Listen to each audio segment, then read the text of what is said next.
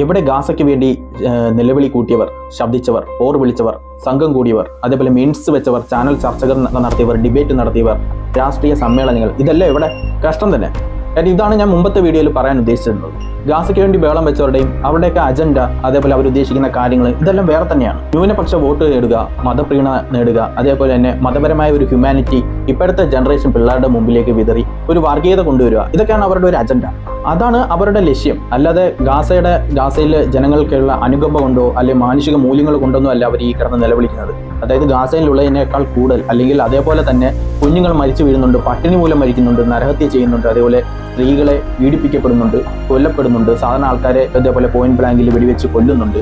അങ്ങനെ പല നരഹത്യകളും നടക്കുന്നുണ്ട്. ഇതിനെതിരെ പ്രതികരിക്കുന്ന, അതായത് ഗാസയ്ക്ക് വേണ്ടി നിൽക്കുന്നവരെ ഒന്നും ഇതിനായിട്ടൊന്നും കാണുന്നില്ല. അവരൊന്നും ശബ്ദിക്കുക, അല്ലെങ്കിൽ ഒരു പോസ്റ്റ്, സ്റ്റാറ്റസ്, സമ്മേളനങ്ങൾ, ചർച്ചകൾ, ഇതൊന്നും കാണുന്നില്ല ഞാൻ. അതിനെതിരെ ഒരു സോഷ്യൽ മീഡിയ ക്യാമ്പയിൻ ഇല്ല, ക്യാപ്സ്യൂൾസ് ഇല്ല.